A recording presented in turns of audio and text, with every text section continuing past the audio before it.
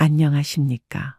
오늘은 많은 분들이 은근히 가슴 한켠에 품고 있는 이야기, 은퇴 후 골프에 얽힌 현실과 그 너머의 대안에 대해 깊이 있는 이야기를 나누고자 합니다.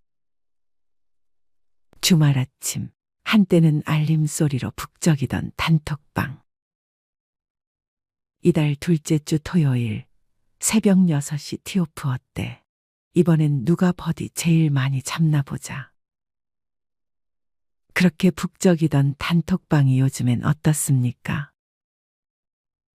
골프 이야기 대신 친구 자녀의 결혼 소식이나 부고 알림만 간간히 올라오는 조용한 공간이 되어버렸습니다. 그러고 보니 주말마다 함께 필드를 누비던 친구들, 다들 어디로 사라진 걸까요? 그 단톡방의 첫 시작은 늘 설레는 메시지로 열렸습니다. 누구보다 먼저 기상한 친구가 잽싸게 새벽 라운딩을 제안하고 누군가는 바쁘다는 핑계를 대며 빠졌지만 또 다른 누군가는 이번엔 꼭 한다며 의욕을 보이곤 했습니다. 티오프 2시간 전이면 서로의 골프복 사진을 올리며 오늘 느낌 온다. 오늘 내 드라이버가 불을 뿜을 거다는 농담 섞인 말이 오갔습니다. 그렇게 웃음 가득한 메시지 속에서 주말에 첫 햇살이 밝아오고 우리는 새벽 공기를 가르며 필드로 향했습니다. 그 시간들이 얼마나 소중했던지요. 해 뜨기 전 찬 공기 속에서 몸을 풀고 라운딩 후엔 클럽하우스에서 돈가스 한 그릇에 소주 반병. 그리고 삶에 대한 진지한 이야기까지. 그때 우리는 행복이란 이런 거구나 싶었죠. 하지만 지금은 어떻습니까? 조용한 단톡방엔 한 달에 한 번 경조사 안내만이 무미건조하게 떠오르고 그마저도 모두가 말없이 읽기만 할 뿐 응답도 뜸합니다. 자주 보던 친구 하나가 어느 날부터 라운딩 약속의 모습을 보이지 않더니 나중엔 아예 카톡도 읽지 않기 시작합니다.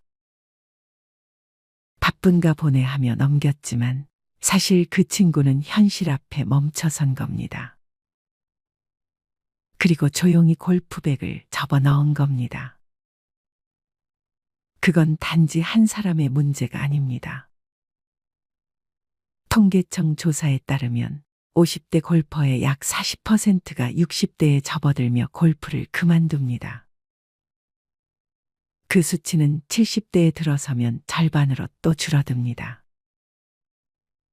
누구도 나는 아닐 거야라 생각했지만 그 물결은 조용히 그러나 분명히 우리 모두에게 다가오고 있었습니다. 한때는 새벽 기상도 마다하지 않던 우리가 이제는 눈 뜨자마자 병원 예약부터 확인합니다. 무릎이 아프고 허리가 뻐근하다는 이유도 있지만 진짜 이유는 따로 있습니다. 그것은 바로 돈입니다. 골프는 단순한 운동이 아닙니다. 마음의 여유, 시간의 여유, 그리고 무엇보다 금전적 여유가 있어야 가능한 취미입니다. 주말 라운딩 한 번에 30만 원, 그 이상이 드는 요즘 현실에서 매달 고정 수입이 줄어든 은퇴자에게는 큰 부담이 아닐 수 없습니다. 게다가 더 큰 복병은 따로 있습니다. 바로 건강보험료. 직장 다닐 땐 몰랐던 그 존재가 은퇴 후엔 본격적으로 무게를 드러냅니다. 집 한 채, 자동차 한 대, 연금 수입만으로도 매달 30만 원 가까운 보험료가 부과됩니다. 숨만 쉬고 살아도 그 금액이 빠져나가는 셈입니다. 이쯤 되면 골프는 사치가 됩니다. 필드를 나가려다 통장 잔액을 보고 멈칫하게 되고 골프백에 쌓인 먼지를 닦는 대신 인터넷 뱅킹에 접속해 다음 달 카드값을 계산합니다. 퇴직이라는 두 글자는 단지 회사 출입증을 반납하는 일이 아닙니다. 그건 매달 들어오던 월급이라는 강물이 말라붙는 순간이며 그 강이 끊긴 자리엔 고정비라는 이름의 바위가 남습니다. 그리고 그 바위 중에서도 가장 단단하고 무거운 돌덩이가 바로 건강보험료입니다. 직장에 다닐 땐 월급에서 자동으로 빠지고 회사가 절반을 내주니 체감이 없었습니다. 하지만 퇴직 후 지역 가입자가 되면 얘기가 달라집니다. 연금 수입이 얼마인지, 자동차를 보유하고 있는지, 어떤 집에 살고 있는지가 고스란히 보험료 계산에 반영됩니다. 월 200만 원의 연금과 공시지가 6억 원짜리 집에 살고 있다면 별다른 소비를 하지 않아도 매달 27에서 30만 원 가까운 건강보험료를 내야 합니다. 자동차 한 대가 더해지면 그 부담은 더 커지죠. 결국 숨만 쉬고 살아도 매달 수십만 원이 빠져나가는데 그 상황에서 골프는 가장 먼저 포기해야 할 사치가 됩니다. 이런 현실을 마주한 이가 있습니다. 59세 최영식 씨. 대기업에서 30년을 근무하며 누구보다 성실하게 살아온 그에게 주말 골프는 하나의 보상이었습니다. 필드 위에서 좋은 사람들과 걷고 바람 따라 샷을 날리는 시간은 단순한 취미가 아니라 살아있다는 감각이었습니다. 그는 퇴직 후 더 여유롭게 골프를 즐길 수 있을 거라 믿었습니다. 더 이상 주말 예약에 매달릴 필요 없이 평일 오전 황제 골프를 누리리라 설렘에 찼습니다. 하지만 현실은 그의 기대를 가차없이 꺾어버렸습니다. 스크린 골프장에서 만난 선배가 던진 말 한마디. 영식아, 퇴직하고 나니 건보료 폭탄 맞는다. 나도 연금 나오는데 매달 40만 원 넘게 내. 필드는커녕 스크린도 한 달에 한 번 갈까 말까야. 그날 밤 그는 국민연금, 건강보험공단 사이트를 들락날락하며 계산기를 두드렸습니다. 연금 수입, 아파트 공시지가, 자동차 등록 상태. 그 모든 것이 그를 조용히 골프장에서 멀어지게 만들었습니다. 결국 그는 가장 아끼던 드라이버를 천천히 닦아내며 골프백을 창고 깊숙한 곳으로 옮겼습니다. 그가 필드를 떠난 건 단지 돈 때문만은 아니었습니다. 자존심 때문이었습니다. 같이 다니던 친구들이 나 없이도 잘 지낼 거야라고 스스로를 위로했지만 마음 한편엔 씁쓸함이 남았습니다. 그 마음 누구보다 잘 알기에 이야기합니다. 그 단톡방이 조용해진 건 단지 다들 바빠서가 아니라 삶의 구조가 변했기 때문입니다. 그리고 그런 사람이 한 명이 아니었습니다. 둘, 셋, 그리고 다섯. 그렇게 단톡방의 말수가 줄어들기 시작했습니다. 라운딩 영상 대신 경조사 알림만 올라오기 시작했습니다. 그 단톡방은 우리 모두의 이야기입니다. 하지만 희망이 없는 건 아닙니다. 최영식 씨는 어느 날 아내와 함께 동네 둘레길을 걷기 시작했습니다. 처음엔 어색했지만 며칠이 지나자 익숙해졌습니다. 아내가 보온병에 담아온 따뜻한 커피를 마시며 벤치에 앉아 나누는 이야기에서 그는 또 다른 위로를 받았습니다. 여보, 나 이제 골프 안 해도 괜찮을 것 같아. 그 말에 아내는 조용히 그의 손을 잡았습니다. 필드의 환호성 대신 숲길의 새소리와 아내의 미소가 그의 주말을 채우기 시작했습니다. 골프를 그만뒀지만 행복을 그만둔 것은 아니었습니다. 그는 깨달았습니다.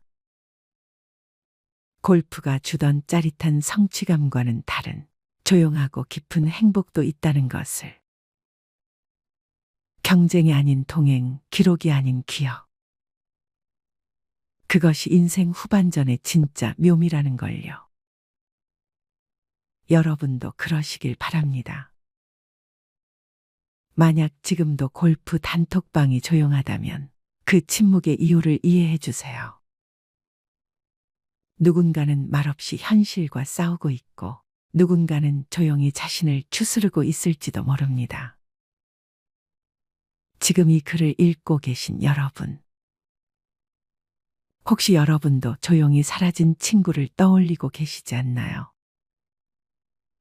그 친구가 연락을 끊은 것이 서운했다면 이제는 그 마음을 조금 이해할 수 있으실 겁니다. 누구든 현실 앞에선 잠시 멈출 수밖에 없습니다. 자, 이제 남은 건 우리 자신의 선택입니다. 골프를 계속하고 싶다면 방법은 있습니다. 평일 새벽 라운딩, 9월 대중제 이용, 노케디 셀프 라운딩 등 비용을 줄이는 방법을 적극적으로 찾아보세요. 아니면 아예 다른 즐거움을 찾아보는 것도 좋습니다. 등산, 낚시, 가드닝, 악기 연주, 여행. 모두 훌륭한 선택지입니다. 그리고 무엇보다 중요한 건 나를 너무 탓하지 않는 것입니다. 과거보다 덜 화려해졌다고 해도 지금 이 순간을 즐길 수 있다면 그게 바로 성공입니다. 골프는 한때 우리 삶을 빛나게 해줬지만 인생을 풍요롭게 해주는 건 결국 사람과 기억, 그리고 지금의 나 자신입니다. 오늘 이야기가 여러분의 마음에 작은 울림이 되었기를 바랍니다. 혹시 이와 비슷한 경험이 있으시다면 댓글로 나눠주세요. 침묵한 친구들의 사연을 이해하고 우리 삶의 변화도 함께 받아들이는 그 지혜를 나누는 시간이 되었으면 합니다. 영상이 좋았다면 구독과 좋아요, 알림 설정도 부탁드립니다. 우리는 또 다른 이야기로 다시 찾아뵙겠습니다. 나이 들수록 돈은 줄고 소비는 줄여야 한다는 말, 머리로는 알면서도 정작 카드 명세서를 보면 한숨부터 나오는 분들이 많습니다. 나는 그렇게까지 안 썼는데, 별거 안 했는데 왜 이렇게 빠져나갔지? 사실 노후의 가난은 돈이 없어서가 아닙니다. 무의식 중에 반복하고 있는 소비 패턴이 당신의 노후를 잠식하고 있는 겁니다. 특히 오늘 이야기할 9가지 소비는 6070세대, 즉 소비를 줄여야 할 시기에 오히려 집착하고 있는 지출 항목들입니다. 당신의 삶에도 이 9가지가 들어와 있다면 지금부터라도 정리가 필요합니다. 첫 번째, 명절 선물, 체면이라는 이름의 낭비. 나이 들수록 체면을 지켜야 한다는 생각이 강해집니다. 명절이 되면 아무도 시키지 않아도 비싼 한우 세트, 과일 상자, 건강식품을 고릅니다. 그래도 어른인데 이 정도는 해야지. 며느리 친정에도 뭔가 보내야지. 하지만 체면은 지갑에서 나갑니다. 그리고 그 체면을 지킬수록 약값을 미루고 전기요금을 걱정하는 현실이 찾아옵니다. 체면은 빚내서 유지할 게 아닙니다. 체면은 내 형편에 맞게 절제하는 어른에게서 납니다. 진짜 품위는 덜 써도 존중받는 사람이 될 때 생깁니다. 두 번째, 여행, 탈출인가, 회복인가. 이 나이에 언제 또 가보겠어. 이 말 한마디에 항공권을 결제하고 내 인생인데 한 번쯤은 하며 여행 패키지를 끊습니다. 하지만 여행은 갔다 오면 끝입니다.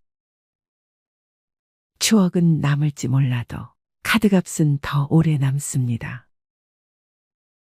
게다가 여행은 습관이 되면 중독됩니다.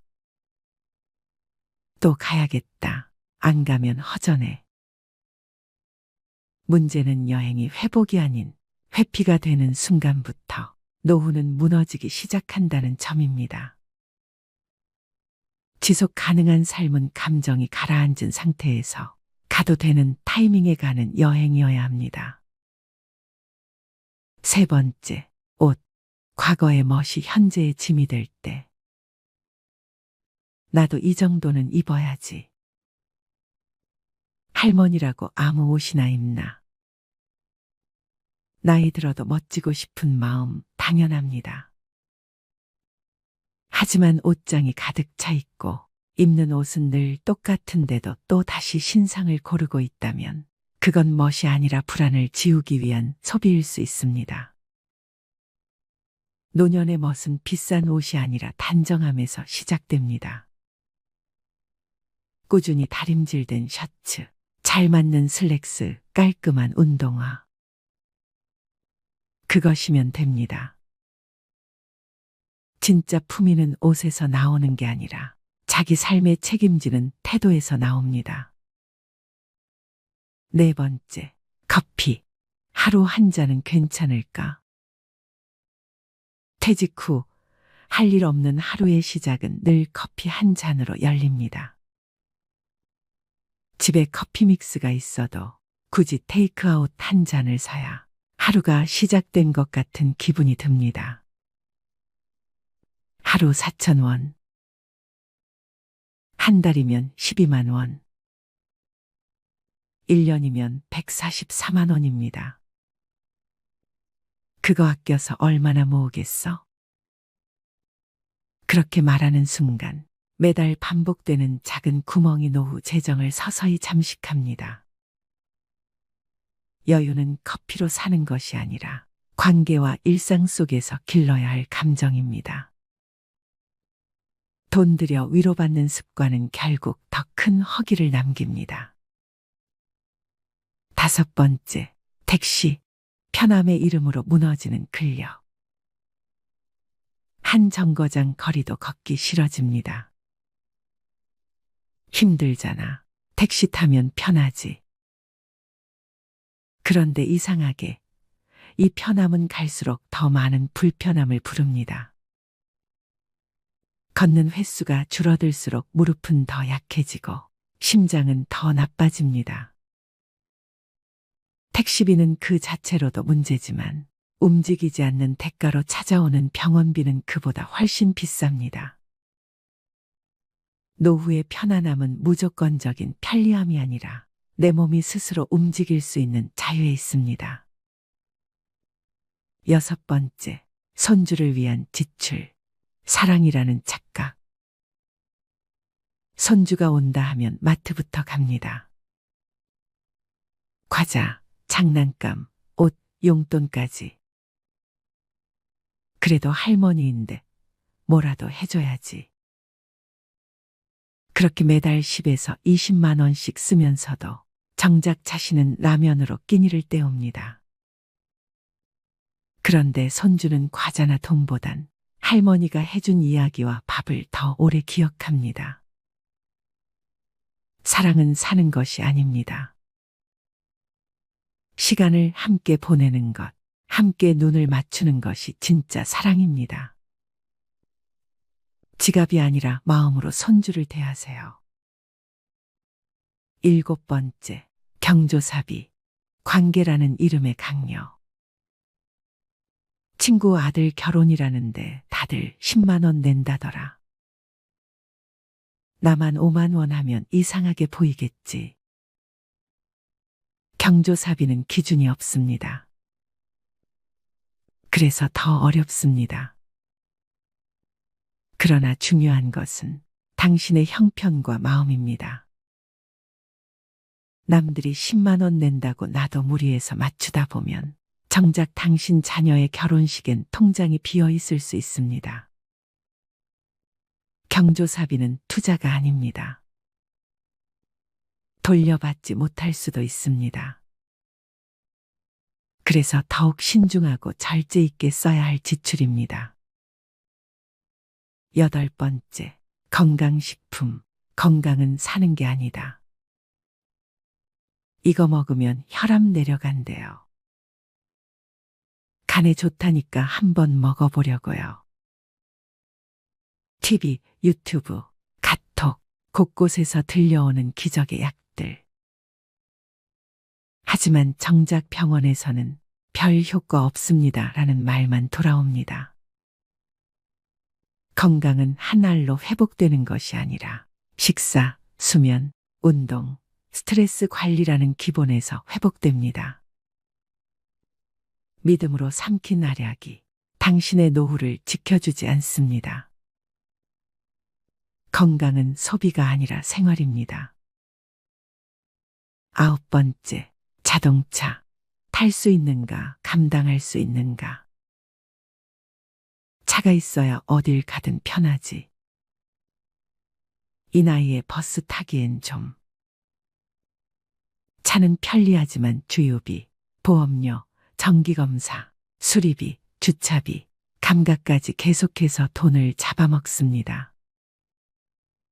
특히 쓰지 않으면서도 가지고만 있는 차는 가장 비싼 소비입니다. 탈 일이 없다면 차를 유지하지 않는 것도 선택입니다. 진짜 자유는 가지지 않아도 불안하지 않은 상태에서 생깁니다. 사람은 더 가지는 싸움에서 행복해지는 것이 아니라 덜 가지는데도 괜찮아지는 싸움에서 자유로워집니다. 누군가는 말합니다. 나이 들면 소박하게 살아야 한다. 하지만 진짜 소박함은 절제가 생활이 된 사람에게서 나옵니다. 아리스토텔레스는 이렇게 말했습니다. 훌륭한 삶이란 많은 것을 소유한 사람이 아니라 적게 필요로 하는 사람에게 주어진다. 당신의 소비 습관은 지금 당신이 어떤 사람인지 말해주는 거울입니다. 그 거울을 마주하고 불필요한 것들을 하나씩 덜어낼 때 비로소 당신의 삶은 가난에서 벗어나기 시작합니다. 더 벌 수 없다면 덜 쓰는 것이 지혜입니다. 덜 쓰는 삶이 결국 더 오래, 더 평온하게 당신을 지켜줄 것입니다. 아마 여러분도 느끼실 겁니다. 내가 젊었을 때보다 요즘 세상이 훨씬 풍족해 보이는데 왜 내 통장은 점점 비어갈까? 혹시 이런 생각 해보신 적 있으신가요?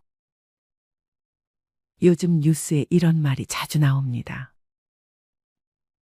2030 세대는 부모 세대보다 가난해질 첫 세대다.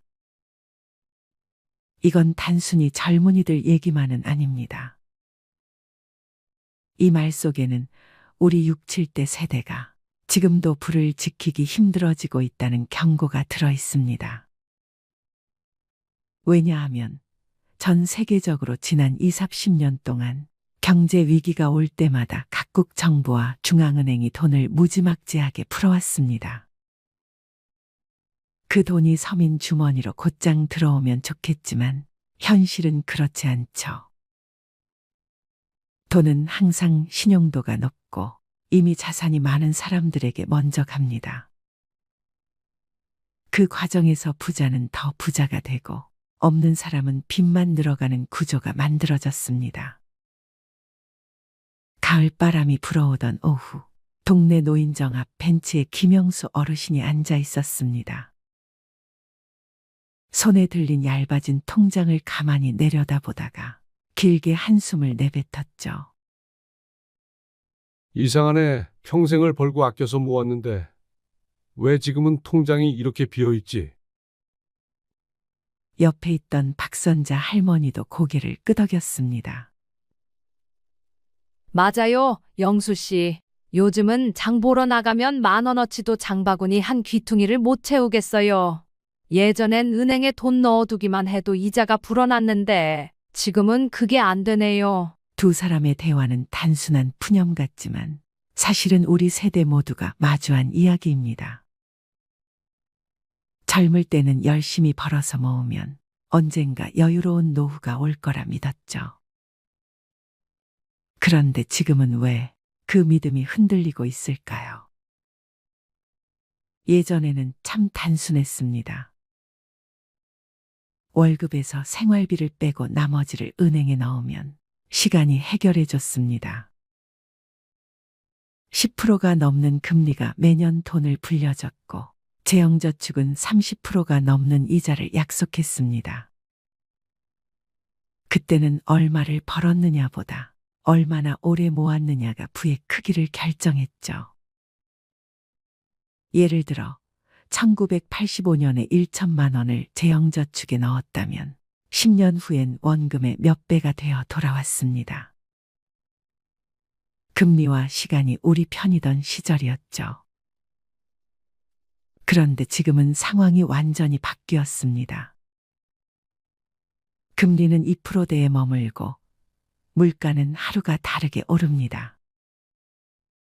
예전처럼 그냥 넣어두면 불어난다는 공식이 깨진 지 오래입니다. 전 세계적으로 20, 30년 동안 경제 위기가 올 때마다 중앙은행이 돈을 풀었습니다. 하지만 그 돈은 서민보다 이미 부자인 사람들의 주머니로 먼저 들어갔습니다. 신용도 높은 사람만 더 싸게, 더 많이 빌릴 수 있었으니까요. 결국 부자는 더 부자가 되고 없는 사람은 더 빚을 지게 되는 구조가 고착됐습니다. 우리 세대가 부를 쌓은 방식 중 가장 큰 건 집이었습니다. 집값이 오르면 자연스레 자산이 불어났죠. 그런데 지금은 대한민국 자산의 75%가 부동산에 묶여 있습니다. 미국은 34%, 일본은 38%인데 비해 우리는 압도적으로 높습니다. 이 말은 집값이 떨어지면 나라 전체의 부가 줄어든다는 뜻입니다. 문제는 이렇게 자산이 한쪽에만 몰리면 새로운 산업과 일자리에 돈이 안 흘러갑니다. 결국 청년층은 창업할 기회를 잃고 우리 세대 역시 부동산 가격 변동에 휘둘리는 리스크가 커집니다. 뉴스에서 한국인 평균 자산 2억 5천만 원이라는 말을 들으면 다들 부자인데 나만 없는 건가 하는 생각이 듭니다. 하지만 중요한 건 평균이 아니라 중위값입니다. 실제로 절반의 사람들은 자산이 1억 원도 안 됩니다. 평균이라는 숫자에 속아 상대적 박탈감에 빠지는 건 위험합니다.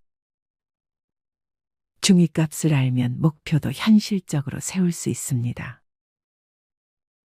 예를 들어 2억 5천이 아니라 1억을 기준으로 잡으면 나도 한번 해보자는 마음이 생깁니다. 나이가 들수록 투자 원칙은 달라져야 합니다. 은퇴 직전에 퇴직금을 전부 주식 코인에 넣는 건 위험합니다. 일부는 달러, 금, 안정적인 채권 등으로 분산해야 합니다. 연 57%의 안정적인 수익률도 10년, 20년 꾸준히 유지하면 큰 자산이 됩니다.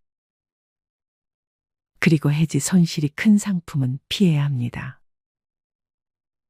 언제든 생활비를 뺄 수 있어야 하기 때문이죠. 우리 사회는 한 번 실패하면 재기하기 어렵습니다. 하지만 은퇴 이후의 인생은 작게 실패하며 배우는 과정이 필요합니다. 소액 투자, 부업, 취미를 통한 수익화 등 작은 시도를 꾸준히 하는 것이 큰 위기에서 살아남는 힘이 됩니다. 우리 세대가 젊었을 땐 금리가 높아 돈이 스스로 불어났습니다. 지금은 그렇지 않기에 돈보다 시간을 관리하는 능력이 중요해졌습니다. 무엇에 시간을 쓰고 어떤 공부와 준비를 하느냐가 은퇴 이후 삶의 질을 결정합니다. 김영수 어르신이 벤치에서 이렇게 말씀하셨습니다. 결국 돈은 잃어도 다시 벌 수 있지만 시간은 절대 못 벌어. 우리가 가진 진짜 재산은 지금 이 순간이야. 그 말이 오래 남았습니다. 경제는 숫자 싸움 같지만 사실은 시간과 선택의 싸움입니다. 여러분의 남은 시간이 더 단단한 경제적 안전망을 만드는데 쓰이길 바랍니다. 아이고, 관리비가 또 밀렸네요. 어르신, 이번 달엔 꼭 좀 부탁드려요. 관리실 직원의 말에 김명자 할머니는 고개를 푹 숙였습니다. 통장을 들고 은행에 갔을 때 잔액은 7,000원. 생활비를 인출한 지도 오래됐고 최근엔 아들 집에서 반찬을 좀 나눠줘서 겨우 끼니를 이어가고 있었습니다. 그런데도 그녀는 말합니다. 아들한테는 절대 손 안 벌려요. 민폐잖아요. 그런데 안타깝게도 장고는 이미 그녀의 의지를 배신한 지 오래였습니다. 명자 할머니의 이야기는 결코 남의 일이 아닙니다. 70이 넘도록 죽어라 일만 하며 살아왔는데 통장엔 늘 10만 원도 남지 않았다는 중장년층의 고백. 어쩌다 우리 세대의 통장은 이토록 텅 비었을까요? 왜 은퇴한 6070 세대들의 통장에는 100만 원도 남아있지 않은 걸까요? 많은 분들이 이렇게 말씀하십니다. 70 넘으면 그냥 조용히 집에만 있는 거지. 뭐 그렇게 돈이 들겠어요. 하지만 현실은 전혀 그렇지 않습니다. 퇴직 후 20년은 기본이고 30년을 넘기는 경우도 적지 않습니다. 65세 이후 평균 기대 수명은 84세를 넘어가고 있고 부부 중 한 사람이 90세 이상까지 사는 경우도 아주 흔해졌습니다. 하지만 대부분의 60대, 70대들은 아직도 이렇게 생각합니다. 노후는 그냥 연금으로 대충 살면 되겠지. 아프지만 않으면 되잖아. 나이 들면 돈 안 써. 하지만 현실은 달라요. 병원비, 치과비, 집 수리비, 명절 경조사비, 손주 용돈, 보청기, 안경 교체, 한 달 식비까지. 이 모든 것이 60대 이후부터 본격적으로 돈을 갉아먹기 시작합니다. 문제는 많은 분들이 아직도 50대처럼 쓰고 있다는 거예요. 그냥 한 달에 몇십만 원은 나가게 되더라고 하는 식으로요. 그게 바로 위험의 시작입니다. 노후는 안 써도 돈이 새는 시기예요. 쓰지 않아도 세월이 가져가는 돈이 있다는 걸 모르고 지나가다 보면 어느 순간 통장 잔고가 0원이 됩니다. 또 자존심이 문제인 경우도 많습니다. 가난해도 남에게 손 안 벌리는 것, 부족해도 자식에게 부담 주지 않는 것. 이게 미덕처럼 여겨져 왔어요. 그런데 자존심은 준비 없는 사람에겐 아무런 방패가 되어주지 않습니다. 자존심을 지키려면 돈이 필요합니다. 체면을 유지하려면 자산이 있어야 합니다. 자존심은 스스로를 지탱하는 강한 무기이지만 그 안에 든 칼날은 현실이 닿는 순간 너무 쉽게 부러지죠. 그러니 자존심이 강한 분일수록 더욱더 철저한 준비가 필요합니다. 그런데 놀랍게도 그런 분들이 나는 괜찮아 하며 대비를 등한시합니다. 결국 통장에 100만 원도 없는 채로 병원 앞에서 고개를 떨구게 되는 겁니다. 그리고 또 하나, 자식이 있으니까 괜찮다고 믿는 겁니다. 통장에 잔고가 없는 분들에게 이유를 물으면 종종 이렇게 대답하십니다. 나도 애들 키웠고 애들이 있으니까 그래도 어디 가서 굶기야 하겠어? 그런데 이 믿음은 현실을 외면한 환상입니다. 오늘날 30대, 40대 자녀들은 자신조차 감당이 어려운 세대를 살고 있어요. 물가 상승률, 집값, 교육비, 대출이자, 치솟는 보험료. 이들은 이미 삶에 쫓기고 있으며 부모까지 부양할 여력은 턱없이 부족합니다. 그럼에도 불구하고 여전히 많은 부모님들이 자식이 있으니까란 생각으로 저축을 미루고 부동산만 믿고 의료비 대비를 하지 않아요. 그리고 어느 날 자식의 차가운 한마디를 듣게 되죠. 엄마, 아빠, 저희도 솔직히 너무 힘들어요. 이때 깨닫게 됩니다. 아, 자식은 노후 대책이 아니었구나. 또, 돈이 없어서 못 모았어요. 라는 말을 참 많이 듣습니다. 물론 맞는 말이죠. 벌이가 적어서 저축 못했다는 분들 많습니다. 돈이 남아야 모으지요. 그런데 현실은 이렇습니다. 돈이 남아서 저축하는 게 아니라 저축을 하니까 남는 겁니다. 하루 1,000원, 한 달 3만 원. 이 금액을 무시해온 분들이 대부분이에요. 그깟 돈이 무슨 의미가 있겠어 하고 넘기다가 10년이 지나도 20년이 지나도 통장엔 여전히 0이 찍혀 있습니다. 반면 정말 소득이 적어도 매달 3만 원, 5만 원씩 꾸준히 모아온 분들은 그래도 급할 땐 꺼낼 게 있어서 다행이에요 라고 말하십니다. 문제는 금액이 아니라 습관입니다. 작은 돈을 소중히 여긴 사람은 언젠가 큰 돈도 제대로 다룰 수 있게 됩니다. 그리고 또 이런 말씀도 하세요. 그냥 아프지만 않으면 돼요. 하지만 노후의 가장 큰 지출은 바로 병원비입니다. 특히 치과, 안과, 정형외과는 보험이 잘 안 되거나 비용이 큽니다. 의외로 큰 돈이 드는 항목이 청력 저하, 백내장, 무릎 연골 수술, 틀니, 임플란트 그리고 각종 검진비입니다. 문제는 이런 항목은 대부분 계획되지 않은 지출이라는 겁니다. 통장에 100만 원도 없는 분들은 이런 의료비 앞에서 항상 무력해집니다.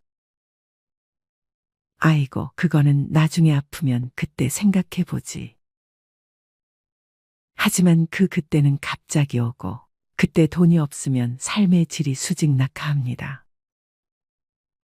그런가 하면 삶의 낙이 없다고들 하십니다. 여가와 취미가 없다 보니 지출이 감정적으로 이루어지는 경우가 많습니다. 책을 사는 것도 걷기 좋은 운동화를 사는 것도 아깝다고 생각하면서 술자리에는 쉽게 지출하죠. 내가 이 나이에 친구라도 만나야지. 그러다 보니 남는 게 없습니다. 자기만의 여가나 취미가 없는 사람은 감정 소비를 반복하고 결국 빈 통장만 남깁니다. 또 이런 말도 있습니다. 나중에 모으려고 했지.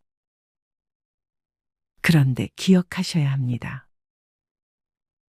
돈을 모으는 데에는 나중이 없습니다. 지금 시작하지 않으면 그 나중은 오지 않습니다.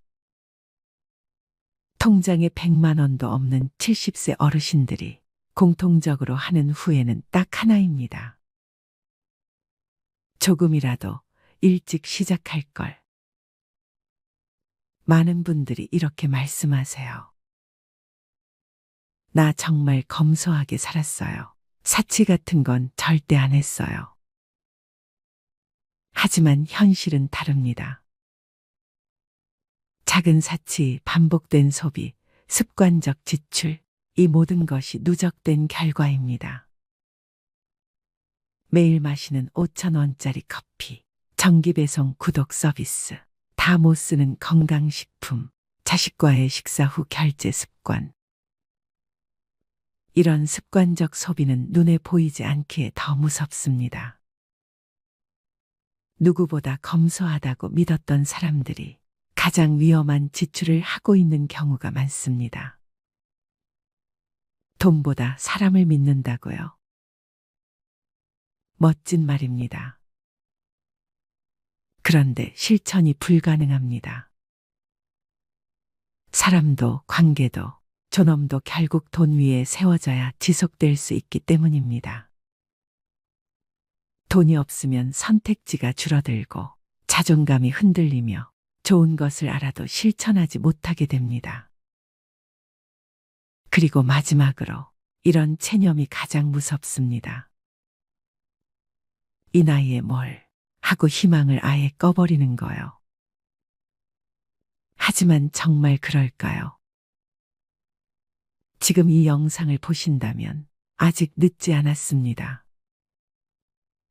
1만 원부터 시작하세요. 매일 가계부를 써보세요.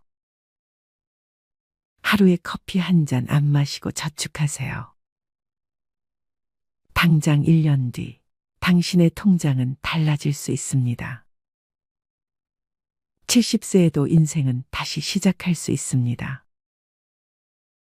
통장 잔고가 0원이어도 오늘부터 진짜로 변화하고자 하는 의지가 있다면 그 인생은 마이너스에서 플러스로 향할 수 있습니다. 작은 돈을 무시하지 마세요. 주관 없는 소비를 경계하세요. 자식이 아닌 나의 힘으로 설 준비를 지금 하세요. 그리고 꼭 기억하세요. 돈이 없어서 불행한 게 아닙니다. 돈이 없는데도 바꾸려 하지 않을 때, 그때 진짜 불행이 시작됩니다.